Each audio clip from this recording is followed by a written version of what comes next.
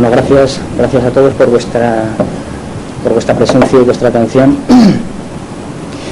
El planteamiento que yo voy a hacer del revisionismo es en esencia que el revisionismo expresa la influencia de la ideología burguesa dentro de las filas del marxismo-leninismo, y que por lo tanto, para saber lo que es el revisionismo, hay que definir previamente qué es el marxismo-leninismo, lo cual no es tan sencillo como parece.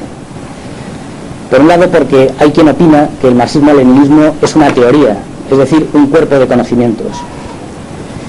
Incluso hay quien dice más, dice que el marxismo-leninismo es otra teoría más de las varias que se pueden encontrar en el supermercado de cualquier facultad de ciencias políticas. Es decir, que el marxismo-leninismo es como el anarquismo, como el liberalismo, como la socialdemocracia, etc.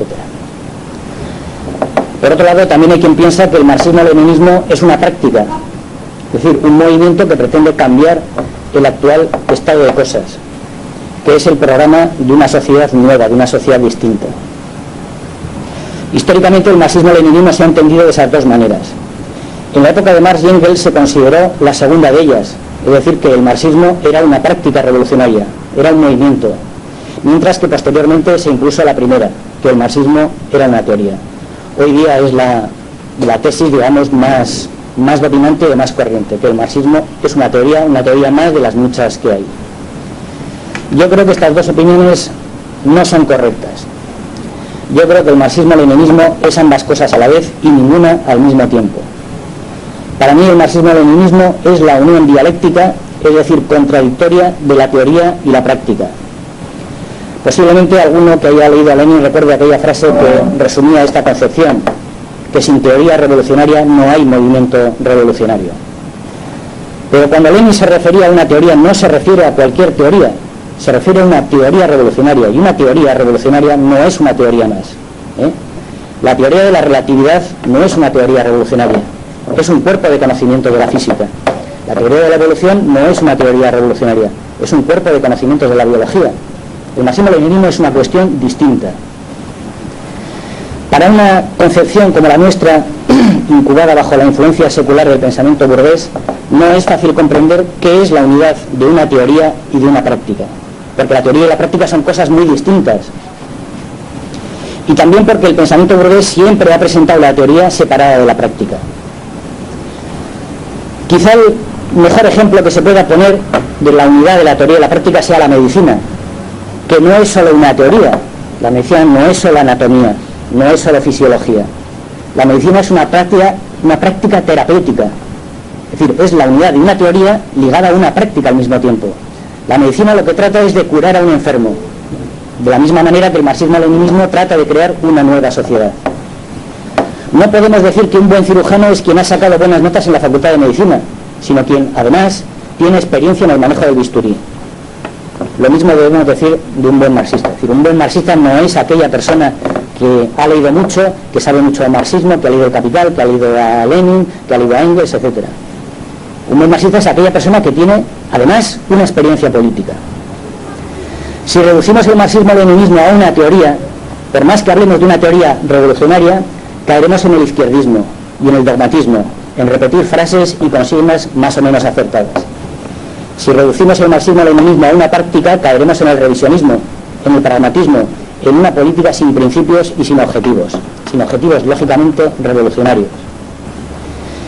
La historia del movimiento obrero demuestra que este segundo error es mucho más importante y más duradero que el primero, el izquierdismo, lo cual es necesario explicar para poder entenderlo. Es decir, en la experiencia del movimiento obrero se demuestra que el revisionismo siempre ha tenido mucha más influencia e influencia más duradera que el izquierdismo. Por eso decía Lenin que el izquierdismo es la fase infantil del comunismo.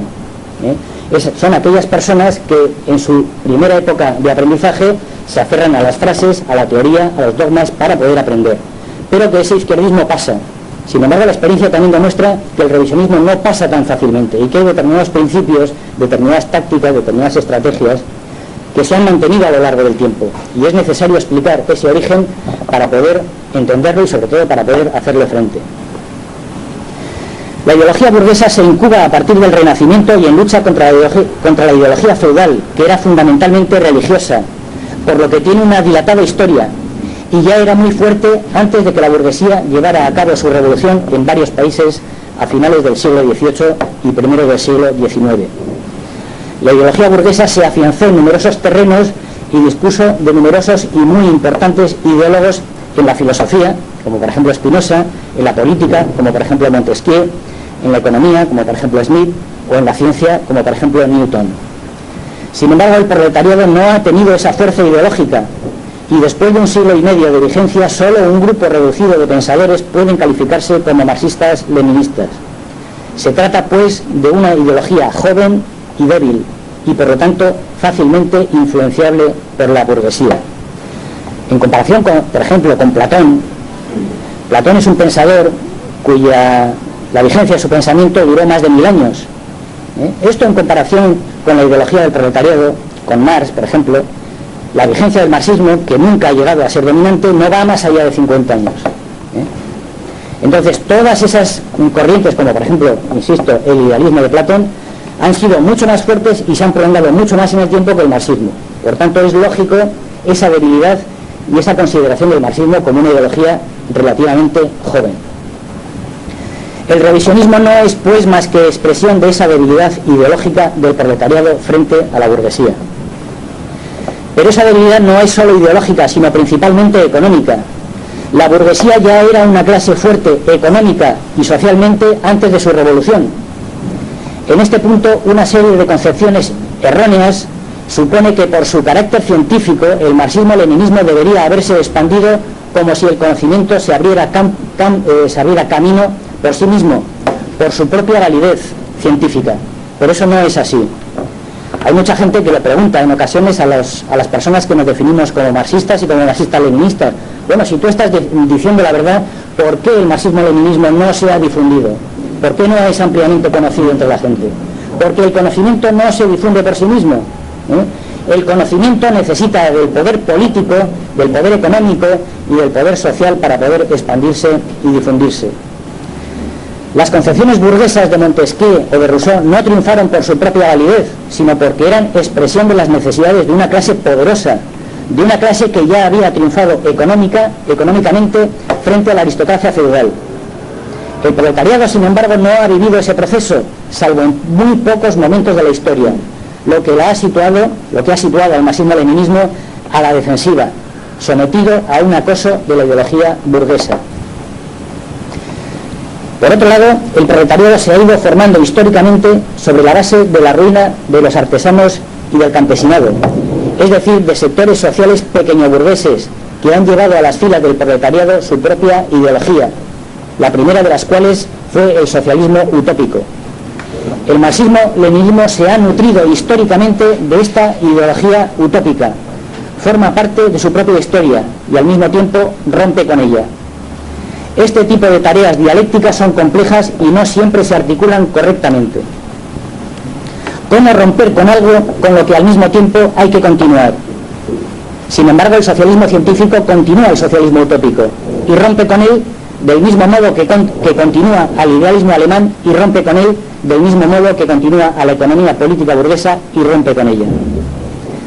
Una clase social como el proletariado necesita tiempo para formarse, es decir, no solo para convertirse en una clase en sí, como decía Marx, sino para adquirir conciencia de sí misma, que la conciencia de sí misma no es una conciencia individual, sino una conciencia de clase, una conciencia colectiva, de pertenencia a una misma clase, es decir, una conciencia de masas. A diferencia del pensamiento burgués, que solo pretende influir en la clase dominante e incluso solo en determinados sectores de ella, el marxismo es una ideología de las masas obreras, porque son ellas las que de manera consciente tienen que dirigir una revolución. En esta situación, en el siglo XIX, el marxismo se encontró con que los obreros eran analfabetos, y en el siglo XIX, cuando los obreros dejaron de ser analfabetos, su alfabetización corrió a cargo de la burguesía y de sus aparatos de dominación ideológica, de la escuela, de la radio, del cine, de la prensa, etc.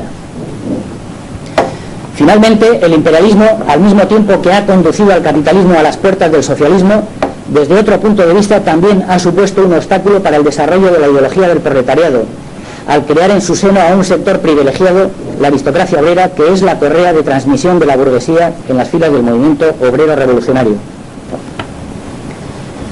El revisionismo tiene muchas facetas, tantas como países y épocas históricas, aunque hay algunos elementos comunes que hay que poner en primer plano, especialmente uno de ellos que es el fundamental.